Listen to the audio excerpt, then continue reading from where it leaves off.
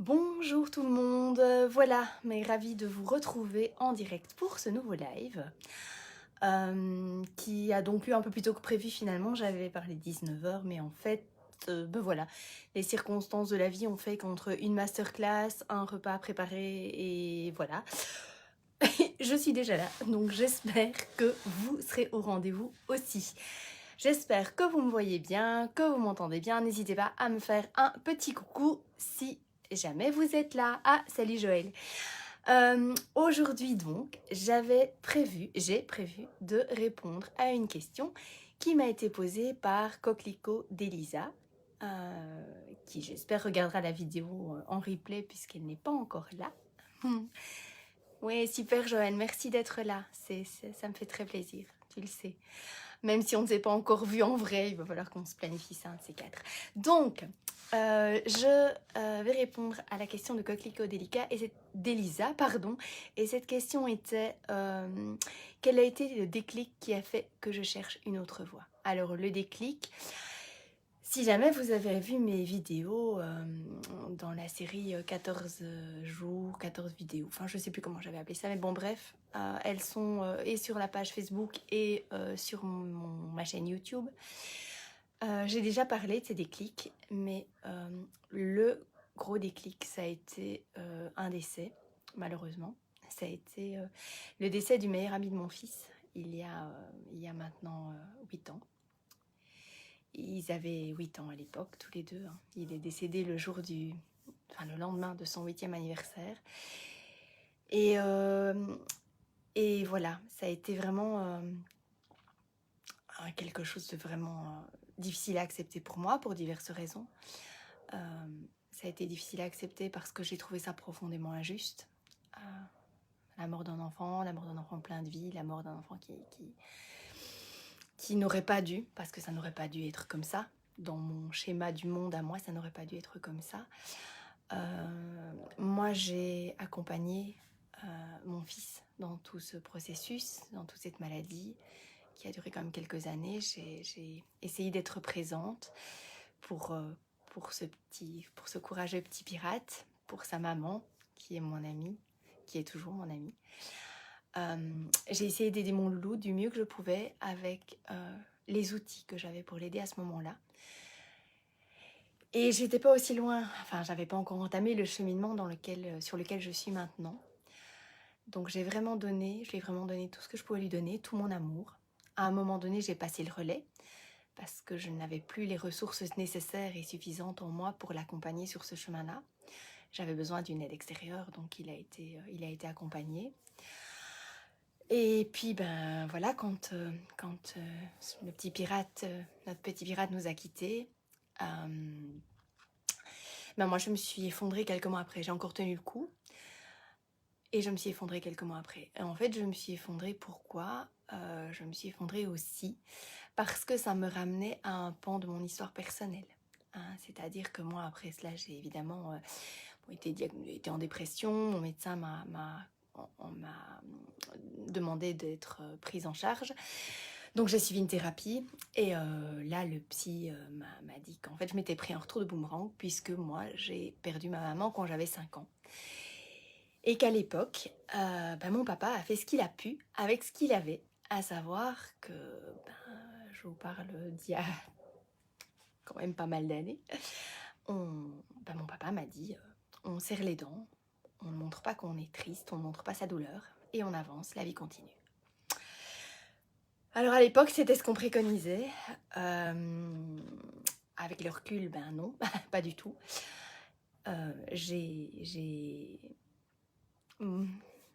Dag Els play dat je gezet. Moi, c'est vraiment pas ce que j'ai fait avec mon fils. Je l'ai accompagné. Je lui ai dit qu'il pouvait exprimer sa douleur, qu'il avait le droit d'être triste, qu'il avait le droit de pleurer, qu'il avait le droit de l'exprimer et que s'il ne pouvait pas l'exprimer avec moi, il pouvait l'exprimer avec d'autres. Et ça, c'est pour ça aussi que j'ai passé le relais à un moment donné. C'est parce que je sais que lui voulait me préserver, parce qu'il sentait que pour moi, c'était pas ok, parce qu'il sentait que pour moi, ça n'allait pas aller. Et donc, je pense que quelque part, du haut de ses 8 ans, il a voulu me préserver aussi. Et donc, j'en veux absolument pas à mon papa, parce que vraiment, enfin, j'en lui en ai peut-être voulu à un moment donné, évidemment, ça certainement, mais je lui en veux plus parce que je sais qu'il a fait avec ce qu'il avait. Mais ça, c'est un cheminement qu'il a fallu que j'accepte. Évidemment, c'est un cheminement, enfin, c'est quelque chose qu'il a fallu que j'accepte. Et, euh, et ça m'a pris un certain temps, bien entendu. Euh, mais le déclic, je pense que ça a été ça, en fait. Ça a été cette injustice, ce sentiment d'injustice que j'ai ressenti et ce sentiment d'urgence, quelque part, de me dire que la vie était trop courte. Et je pense que j'étais déjà un peu... je me retrouvais plus trop. Alors, pas dans mon boulot en tant que tel, parce que accompagner des ados à différents stades, les accompagner en leur apprenant quelque chose, mais c'était pas que ça, c'était aussi les accompagner dans leur évolution pour en faire des adultes responsables, des adultes épanouis, et pour les aider, si je pouvais, à devenir des adultes épanouis. Ça me convenait, ça, et je crois que quelque part, ça me convient toujours. Mais attends, Joël, je regarde ce que tu me dis. Ma maman m'a aussi dit quand je n'existait pas à mon époque, c'est ici. Oui. Je sais pas où en est mon papa par rapport à cette réflexion-là. Je ne sais pas trop ce qu'il en pense. Je pense qu'il est aussi en chemin parce qu'il a déjà... Oui. Mon papa adore partager des choses sur ma page, sur mon mur Facebook. Heureusement, pas encore sur ma page pro, mais sur mon mur personnel, oui. Et je pense qu'il est... Oui, il a fait du chemin depuis. Et je pense qu'il s'est rendu compte aussi, évidemment, que voilà, faire comme si... c'est pas faire comme si ça n'existait pas, ça résout rien, ça n'arrange rien. Coucou Virginie. Oui, mais quand même, j'avais quand même quelque chose à lui pardonner parce que je lui en voulais. Mais c'est vrai qu'au fond de moi, c'est à moi que je dois... Et je devais me pardonner aussi parce qu'il y a eu un sentiment de culpabilité très fort chez moi. Je m'en suis voulu. Enfin, une fois que j'ai été vue en thérapie par ce psy, je lui ai fait part de ça, je m'en voulais. Je me suis considérée très longtemps, j'ai culpabilisé très longtemps, je me suis considérée très longtemps comme responsable du décès de ma maman, ce qui n'était absolument pas le cas. Et ce qu'il faut savoir aussi, c'est que ma maman a toujours su qu'elle ne me verrait jamais grandir et qu'elle s'interdisait quelque part de trop s'attacher à moi et que je m'attache trop à elle. Et mon papa s'était remarié, ma deuxième maman, ma maman qui m'a élevée. Coucou Yundia. Tu verras en replay sinon. Mais ma seconde maman, qui était une amie de ma maman biologique, m'a toujours dit que ma maman, dès qu'il y avait des gens, elle me mettait dans les bras des autres pour pas que je m'attache à elle. Et ça, j'ai aussi mis très longtemps à l'accepter Je suis passée par des phases de colère, je suis passée par des phases de rancune, je suis passée par des phases où j'en voulais à la terre entière, j'en voulais à mon papa, j'en voulais à ma maman, je leur en voulais de pas m'avoir, j'en voulais à mon papa de pas m'avoir permis de ne pas exprimer, je lui en ai voulu, et ça, quelque part, je sais même pas si j'ai déjà réussi à lui pardonner le fait de ne pas avoir pu aller à l'enterrement de ma maman. Mon papa n'a jamais voulu que ni lui ni moi nous n'y allions. Il a voulu que ce soit un jour comme un autre, que la vie continue. Ce jour-là était un jour comme un autre. C'est son meilleur ami qui a accompagné ma maman au crématorium. Et ça, je lui en ai voulu parce que je pense que ça m'aurait fait un bien fou. Et quand on s'est retrouvés dans la situation où Erwan, donc mon ado actuel, s'est retrouvé confronté à la mort de son meilleur ami, je lui ai laissé le choix. Je l'ai obligé ni à faire une chose ni à faire l'autre. Je lui ai dit, écoute Erwan, si tu veux aller à l'enterrement, tu y vas. Pour moi, c'est important d'y être. Mais si tu ne veux pas y aller, je ne t'y obligerai pas. Et il n'a pas voulu y aller. Il n'a pas voulu affronter cette douleur-là. Et je le comprends parce que c'était vraiment très, très dur. Par contre, il est venu nous rejoindre après. Il a bien voulu venir après. On a fait un lâcher de lanterne en papier vers le ciel pour l'accompagner dans son dernier voyage. Et ça il a bien voulu le faire. Mais, et il lui a dit au revoir. Il lui a dit au revoir à un autre moment. De toute façon, je pense que voilà, ce processus-là, il a pu l'entamer. Moi, je n'ai pas pu dire au revoir à ma maman en aucune façon. Et je sais que maintenant, elle est toujours dans mon cœur. Et voilà, je sais qu'elle est là. Je sais qu'elle a fait... Mes parents ont fait ce qu'ils ont pu avec ce qu'ils avaient, vraiment, vraiment. Et je le sais maintenant, mais parce que j'ai fait ce travail sur moi, parce que j'ai fait un chemin. Mais donc, c'est en fait ce décès-là qui m'a renvoyée à ma propre histoire, qui a été vraiment le déclic. Parce que, comme je viens de le dire, non pas que je ne me retrouvais pas dans mon job en tant que tel, mais parce que je ne me retrouvais pas dans tout le système qu'il y a autour, qui ne s'attache pas à faire de nos ados des adultes bien dans leur basket et responsables, qui visent juste à la connaissance. Mais il y a tellement plus que ça à côté. Oui, il y a tellement plus que ça à côté. Et je me bats contre ça encore avec mon ado qui est confronté à ce système avec des œillères qui ne visent pas à en faire des citoyens bien dans leur basket, mais qui visent juste à en faire des machines à reproduire de la connaissance. Et c'est pas ça. C'est pas ça c'est pas ça qui permet d'être épanoui, d'avoir un job dans lequel on s'épanouit. Et donc, mais à ce moment-là, j'ai tout remis à plat en fait. C'était en 2013 où je me suis dit non, en fait, c'est plus ça que je veux faire de ma vie. Parce que je me rendais compte aussi que, et je m'en rends compte maintenant avec le recul aussi, que à ce moment-là, j'avais du mal à me lever le matin pour aller au boulot. Bien sûr, la connaissance, c'est quoi en fait? Mais oui, tout à fait. Et on peut l'acquérir comme on veut. Et la connaissance qui nous est utile, qui nous est nécessaire, qui nous nourrit, enfin, en fait, c'est ce qui nous nourrit qui pour moi est important et ce qui nous permet d'être épanoui et d'être serein. Et c'est clair que faire des machines à penser ou à régurgiter de la matière, comme on en fait à un certain moment, ça n'a aucun sens. Enfin, pour moi, ça n'a aucun sens. Et qu'est-ce que je disais? J'ai perdu le fil.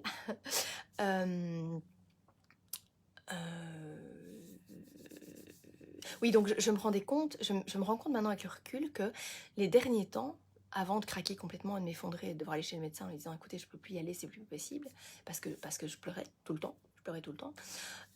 Oui, se reconnecter à soi. Je me rends compte que mais j'avais du mal à y aller le matin. En fait. Je m'obligeais à y aller. J'y allais pour mes élèves, hein, clairement. J'y allais pour mes élèves pour pas les laisser tomber. Mais bonsoir Sandrine. J'y allais pour mes élèves pour pas les laisser tomber. Mais j'avais du mal à me mettre dans le bain, à me dire que j'y allais. Parce qu'il y avait tout le système, tout le carcan autour qui me pesait de plus en plus. Et je me rendais compte aussi que au début de ma carrière, même s'il y avait le carcan qui m'a toujours pesé quelque part, j'y allais quand même parce qu'il y avait cette fougue, ce feu, cette envie de changer le monde, de créer enfin, pas de créer, d'aider des jeunes à devenir des citoyens épanouis, responsables, qui vont vers un métier qu'ils avaient envie vers lequel ils avaient envie d'aller. Mais c'était là de moins en moins parce que je me rendais compte que c'était de moins en moins ce que j'arrivais à faire parce que le système bloque ça quelque part. Et donc je me rends compte que c'est vrai qu'au début de ma carrière, j'étais pas souvent malade et j'étais pleine d'allants, etc. Et même quand j'étais malade, j'allais bosser, quoi. Et à la fin, de plus en plus, mon cœur me disait stop. Et de plus en plus, je l'écoutais finalement. Et voilà, tant pis, je me disais stop, je peux pas. Et je peux pas aller contre ça. Et donc, à ce moment-là, quand je me suis effondrée, c'est vrai qu'il m'a fallu un certain temps pour me dire qu'est-ce que je fais, je vais y aller, je vais pas y aller. Et puis... au bout d'un moment, je me suis dit non, il faut que je change, quoi. Il faut que je change, c'est plus ça ma vie. En fait, en remettant tout à plat, je me suis aussi demandé si c'était vraiment un choix que j'avais fait en âme et conscience, ce choix de faire de l'enseignement, parce que j'étais dans une famille d'enseignants, parce que j'avais toujours eu ça autour de moi, parce que ma grand-mère était enseignante, ma mère était enseignante, mon père était enseignant, ma deuxième maman était enseignante. On était tous dans l'enseignement et c'était le chemin tout tracé. Et puis moi mon truc c'était les langues, j'étais douée là-dedans, j'avais un talent pour ça. Voilà, donc on s'est toujours dit tout naturellement, qu'est-ce qu'elle pourrait faire en rapport avec ça? Voilà, qu'est-ce qu'elle pourrait faire avec les langues? Alors, traduction, je ne me voyais pas dans un bureau.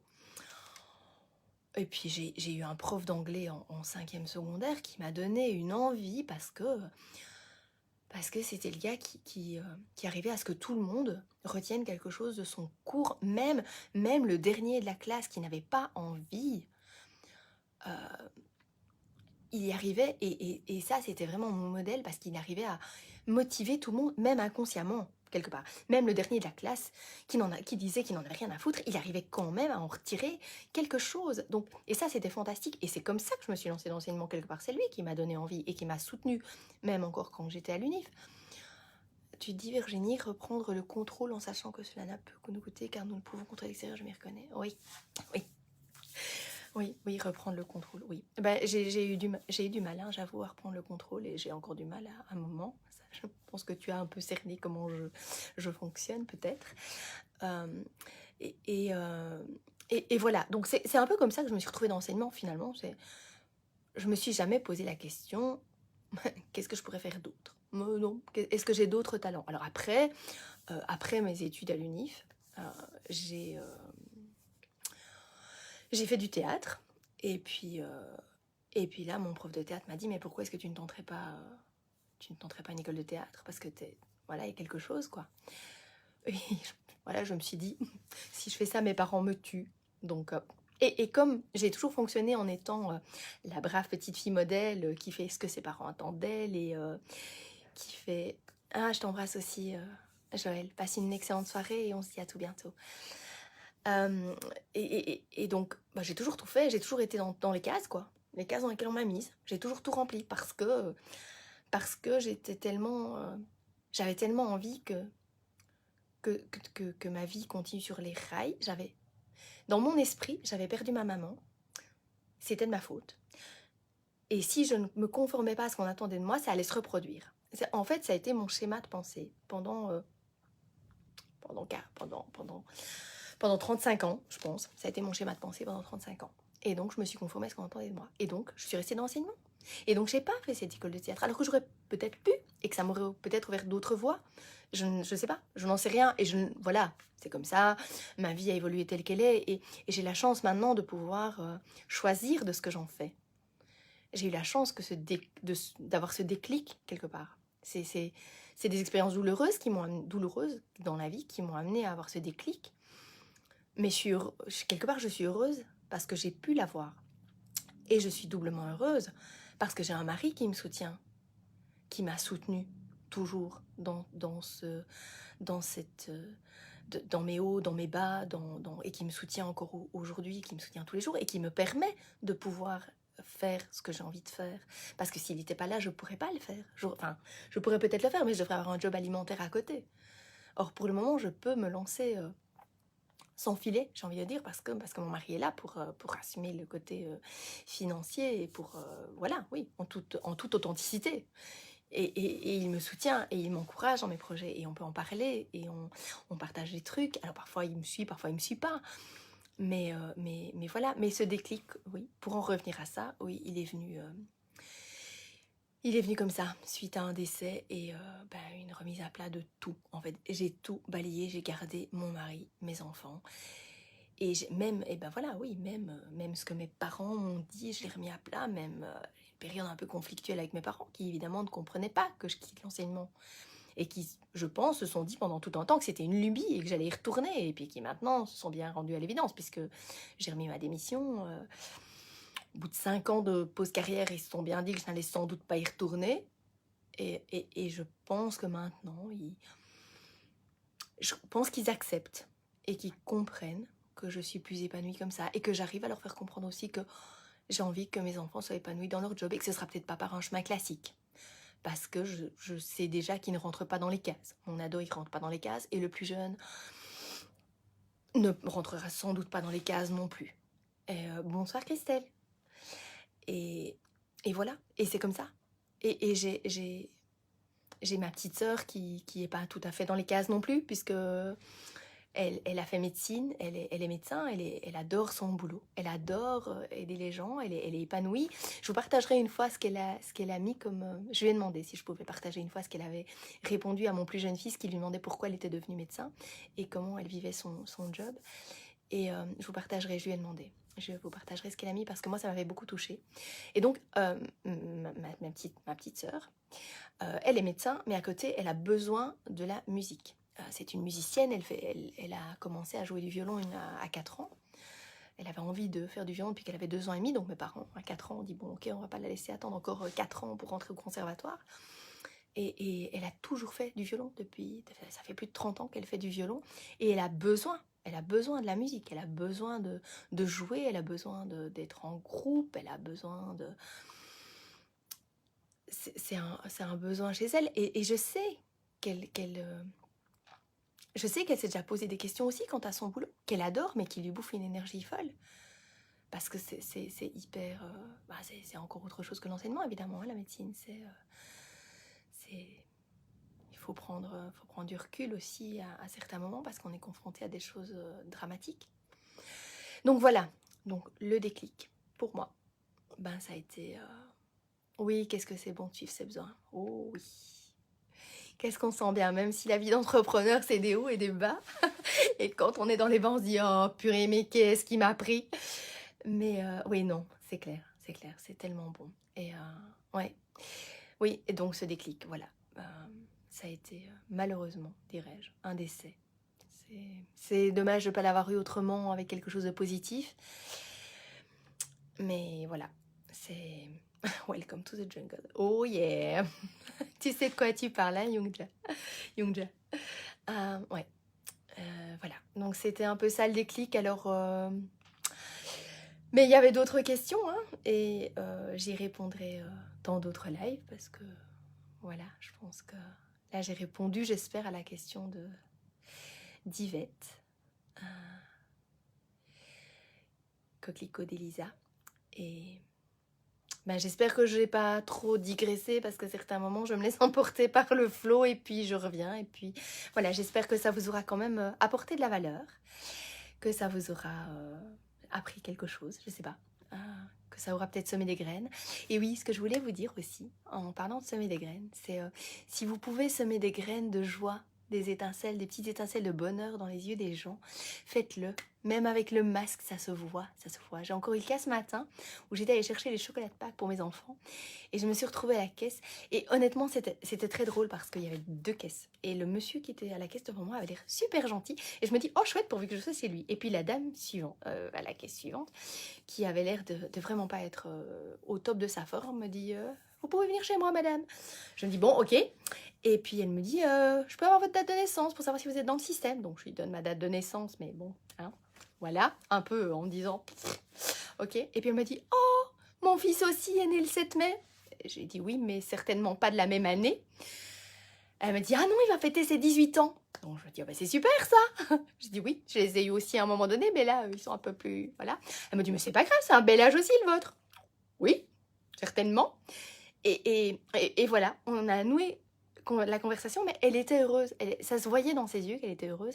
Et donc j'ai quitté en lui disant, en lui souhaitant un beau week-end de Pâques évidemment, et en lui disant écoutez, je vous souhaiterai un bon anniversaire à votre fils. Je sais bien que c'est dans un bon mois, mais soit. Et bien, qui fête bien ça, c'est 18 ans, c'est un bel âge, et j'espère que vous pourrez faire quelque chose, parce qu'elle m'avait parlé de son envie de faire quelque chose pour lui quand même en ce jour spécial. Et donc, elle m'a dit, bah oui, mais vous aussi fêtez-le, parce que c'est aussi un âge particulier. Oui, oui, oui. Et j'ai vu ses yeux briller, et j'étais tellement heureuse, parce que je me suis dit, mais même avec le masque, en fait, même avec le masque, ça se voit si vous mettez des étincelles et un peu de bonheur dans les yeux des gens. Et ça fait tellement du bien. Enfin, moi, je suis sortie de là, j'avais un sourire. Et j'ai vu que cette dame avait le sourire aussi en tout en masque. Et ça m'a fait du bien. Et j'espère, et je pense que ça lui a fait du bien aussi. Donc, s'il vous plaît, si vous pouvez semer des petites étincelles de bonheur, juste avec un sourire, un mot gentil, faites-le. Faites-le.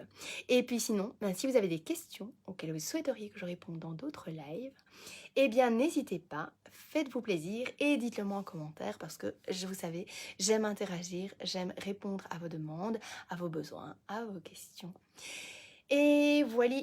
Sur ce, je vous souhaite un très beau week-end pascal. Profitez-en, profitez de votre bulle, puisque ce sera la bulle, hein. On va être en petit comité, mais voilà, ça n'en sera pas moins chouette. Prenez soin de vous, prenez soin de ceux qui vous sont chers, et à la semaine prochaine pour un nouveau live. Ciao tout le monde!